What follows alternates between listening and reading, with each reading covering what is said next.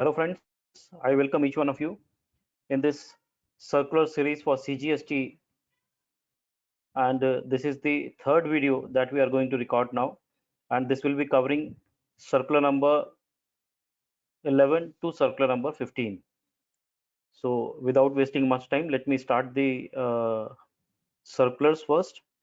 So we'll be starting from circular number 11.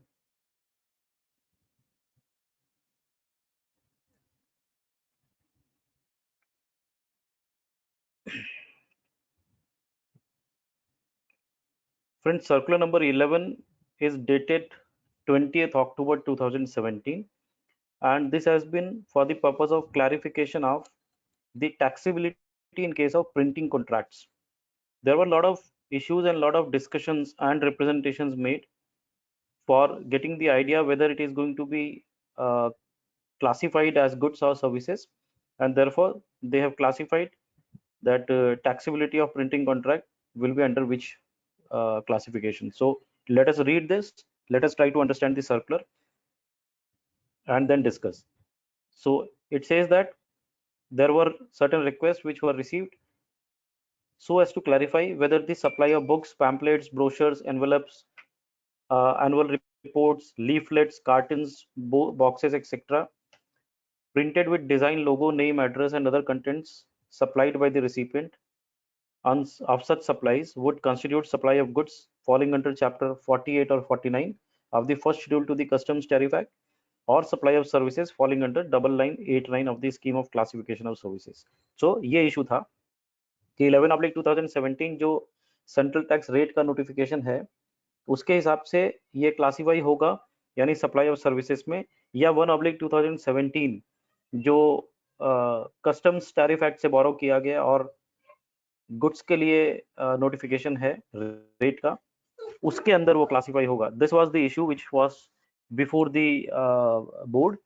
And बहुत common सा question था कि जो रेसिपिएंट बोलता है कि आप हमारा लोगो प्रिंट कर दीजिए, हमारे डिजाइन प्रिंट कर दीजिए, हमारा नेम एड्रेस प्रिंट करके आप हमें दे दीजिए बुक्स में, पैम्पलेट्स में, ब्रोशर्स में या दूसरी चीजों में, तो उसको कैसे क्लासिफाई करना है, whether it has to be classified as books, goods और services. So in this context the explanation and the clarification is being given here, wherein it is said कि supply of books, pamphlets, brochures, etc., जिसमें लोगो print रहता है recipient का, वो composite supply है.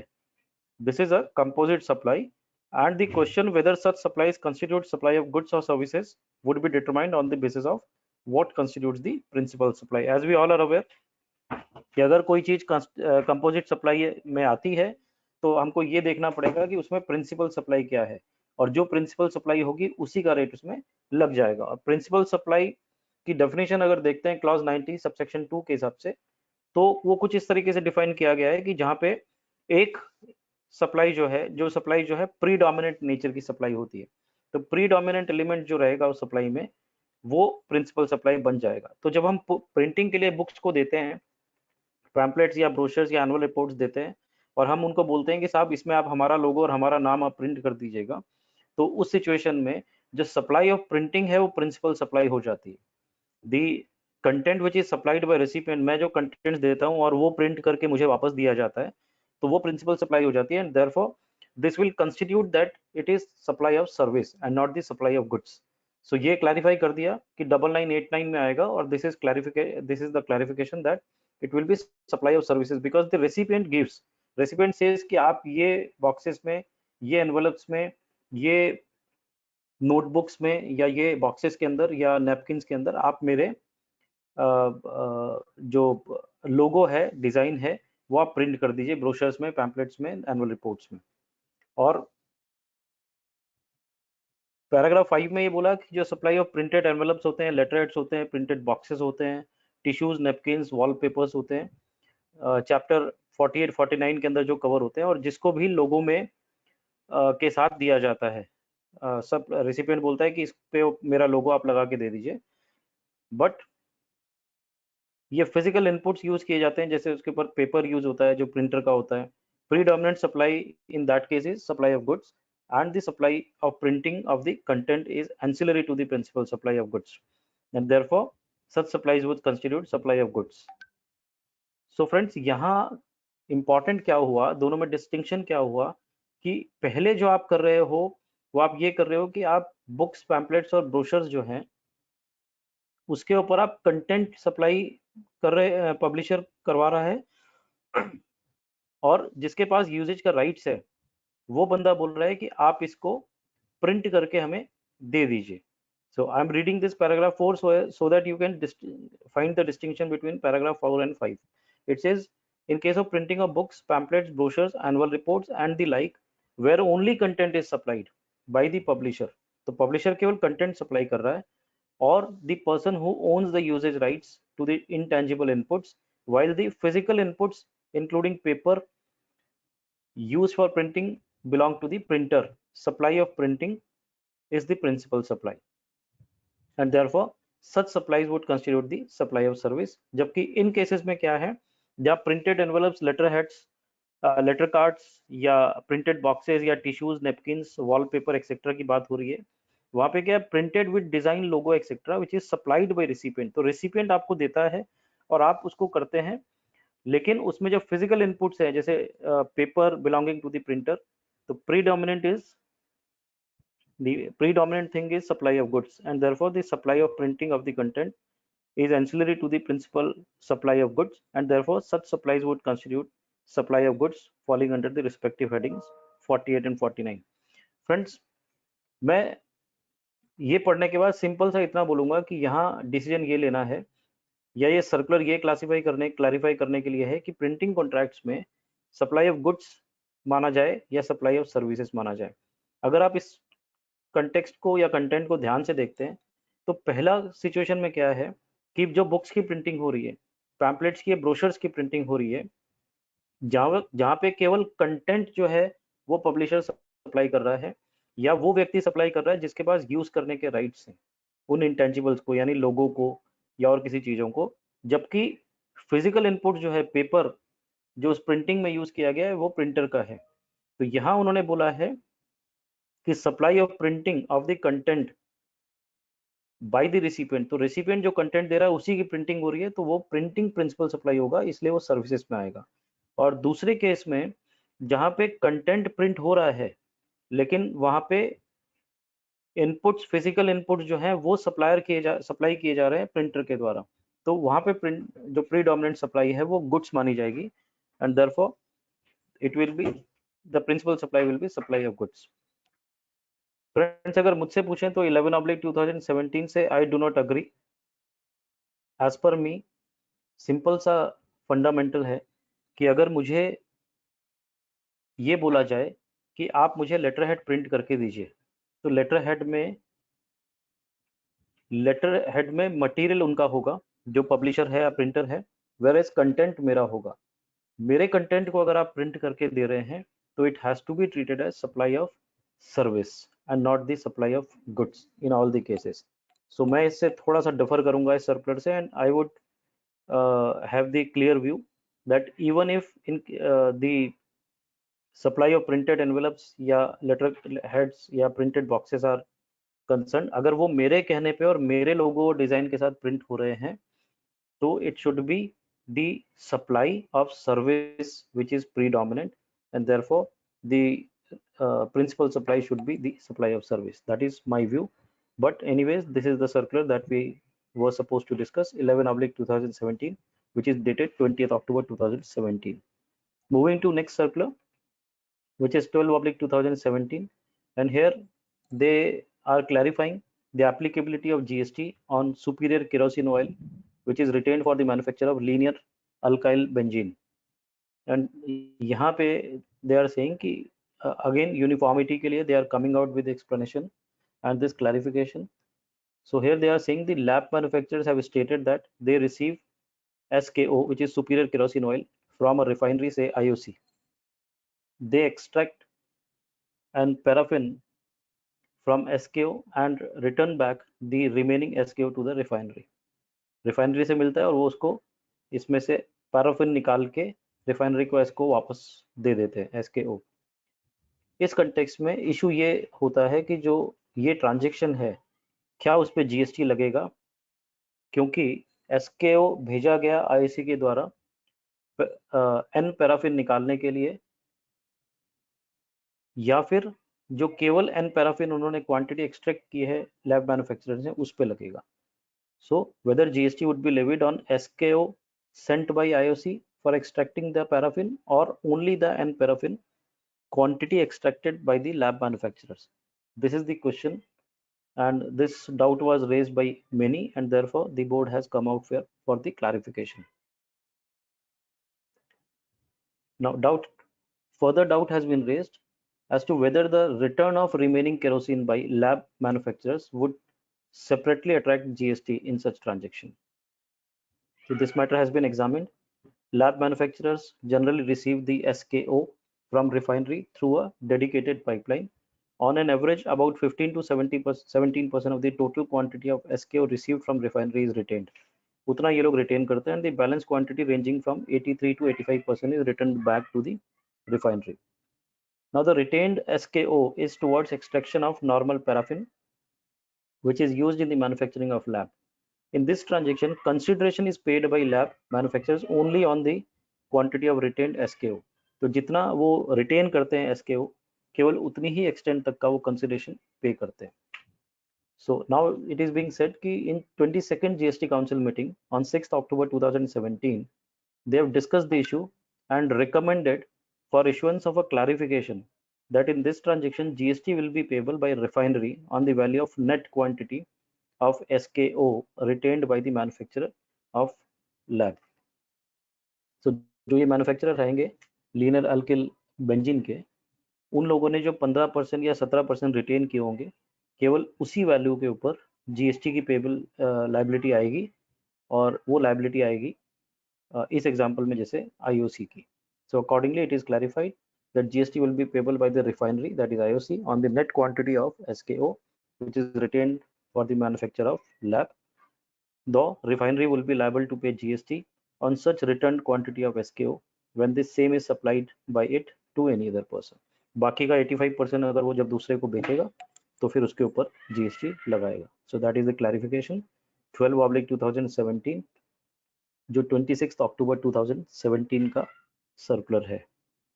Moving to 13/2017. So 13/2017 is dated 27th October 2017, and this is clarifying the taxability of unstitched salwar suits. So basically क्या होता है, 3 पीस के में कट होता है फैब्रिक, और टॉप बॉटम एंड दुपट्टा करके वो एक पीस में या एक बॉक्स में पैक होके वो सप्लाई होता है. So they are now clarifying कि अगर वो फैब्रिक ही है and if there is no stitch work, it is completely unstitched, so it will be treated as fabric और उसके ऊपर 5% ही लगेगा. So it was represented before becoming the ready-made articles or an apparel. The fabric is cut from bundles or thans and sold in that unstitched state. The consumers buy these sets or pieces and get it stitched to their shape and size. तो वो 3 pieces जो fabric की तरह है वैसे ही cell होता है. That was the question.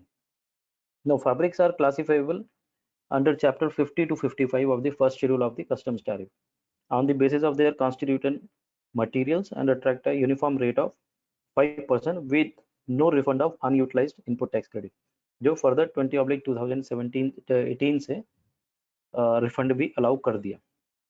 The mere cutting and packing of fabrics into pieces of different lengths from bundles or thans will not change the nature of these goods, and such pieces of fabrics would continue to be classifiable under the respective heading as the fabric and attract 5%. So now they are clarifying कि अगर 3 pieces में आप cut भी कर देते हो तो भी उसका नेचर चेंज नहीं होता, and it is still a fabric, and therefore the rate of fabric which is 5% will be applicable. So 13/2017 dated 27th October 2017. So they have clarified this, that this will fall within chapter 50 to 55 of the tariff. Moving to 14/2017. It is 6th November 2017.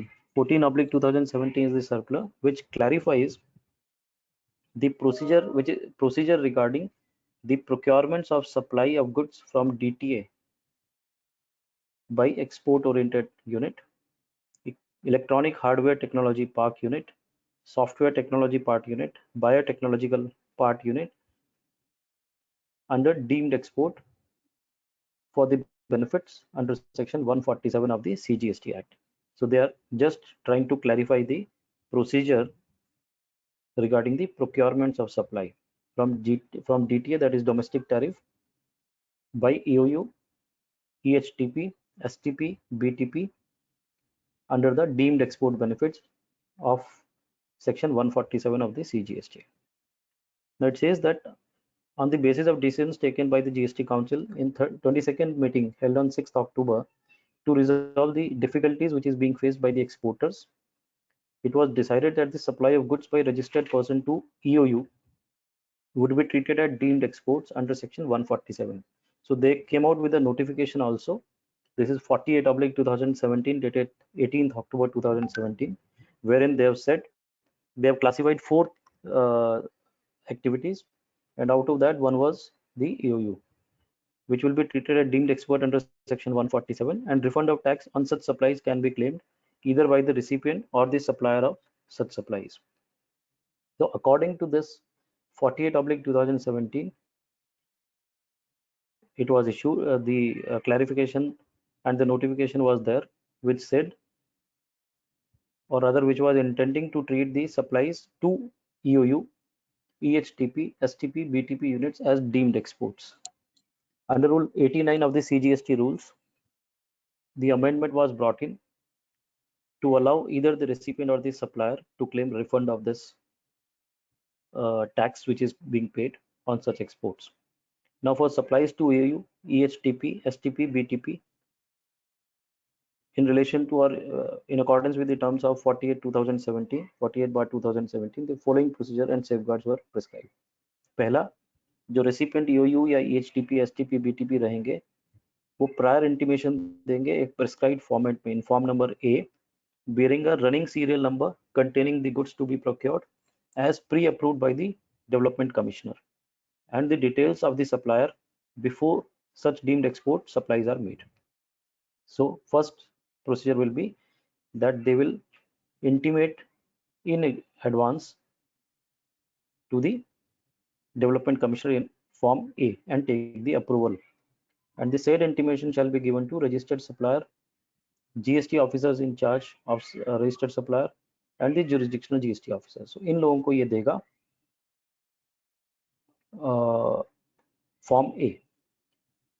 The registered supplier thereafter will supply goods under tax invoice to the recipient. उसके बाद जो registered supplier है वो goods को supply करेगा under tax invoice. On receipt of such supplies, the EOU or the STP or BTP shall endorse the tax invoice and send a copy of the endorsed tax invoice to the registered supplier, jurisdictional GST officer, and the jurisdictional officer which is his jurisdictional officer. Next है endorse tax invoice का consider किया जाएगा deemed export supplies की तरह से. Next है जो recipient EOU रहेगा या STP रहेगा, he has to maintain the records of such deemed exports in digital form based upon data elements contained in Form B. So in Form B, he will have to maintain the records of such deemed exports. The software for maintenance of digital records shall incorporate the feature of audit trail. The data while the data elements contained in Form B are mandatory, the recipient units will be free to add or continue with any additional data fields as per their commercial requirements. तो वो कोई भी data field को add कर सकते हैं. All recipient units are required to enter data accurately and immediately upon the goods being received in, utilized by, or removed from the said unit. So they will have to enter the data accurately and immediately on any movement with relation to goods, usage, removal, or receipt. The digital record should be kept updated, accurate, complete, and available at the said unit at all times for the verification by the proper officer whenever required. Digital copy Form B का जो पूरे month की transactions उसमें record रहेगी, it shall be provided to the jurisdictional GST officer each month by 10th of the month in CD or pen drive as convenient to the said unit. So this was the procedure of 5 steps which has to be followed.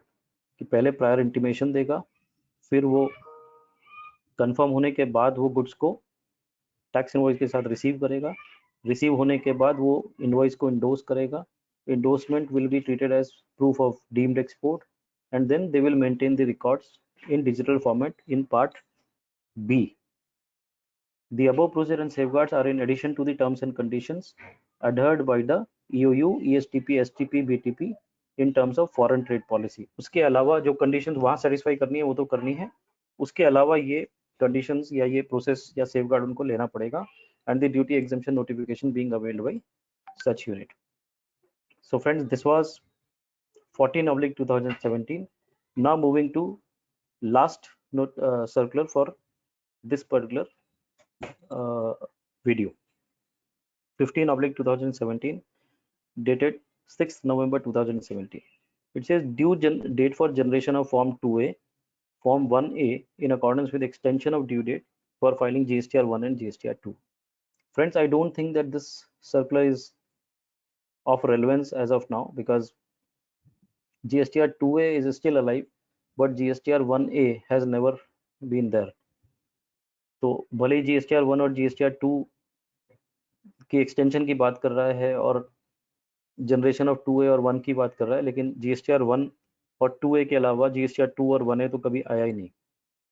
So I would not go into this circular and the discussion thereof because this circular may not be relevant as GSTR 2 has never been introduced by GSTN till date. So we are skipping this circular 15/2017 dated 6th November 2017. Friends, this was the video which contained the recording of circular number 11 to circular number 15, and I hope this is useful to each one of you. And for recording the other videos for the rest of the circulars, that is, next video will be containing circular number 16 to circular number 20. Will be coming out with those videos very soon. Thank you, friends. Thank you very much. Please subscribe my channel and